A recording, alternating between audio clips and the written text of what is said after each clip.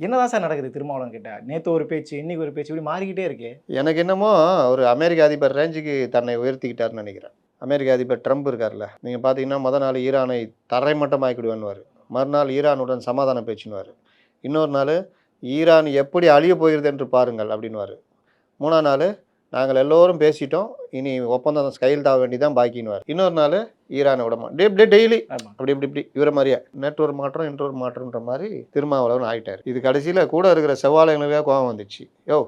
அதான் வந்துட்டல சும்மா நான் உருட்டினுக்கிற அப்படின்னு. யாரு? வைகோ. அவர் என்ன பண்ணிட்டாரு, நம்பா வந்துட்ட சேர்ந்துட்ட, ஏதாவது பிரச்சனை இருந்தா அங்க பேசு, சும்மா இதையே நினைச்சுனுக்கிற அப்படின்ட்டு லைட்டா கண்டிச்சு விட்டாப்ல. டெய்லி வேற சப்ஜெக்டே இல்லையா பேசுறதுக்கு. இன்னைக்கெல்லாம் அன்புமணி ராமதாஸ் அறிக்கை பாத்தீங்களா? எவ்வளவு அற்புதமா இருக்கு. ஒவ்வொரு தலைவர்களும் கொடுக்குறது. பொலிட்டிக்கல் ப்ரெஷர் எதுவும் இருக்குமா? யாருக்கு பொலிட்டிக்கல் ப்ரெஷர் இல்ல?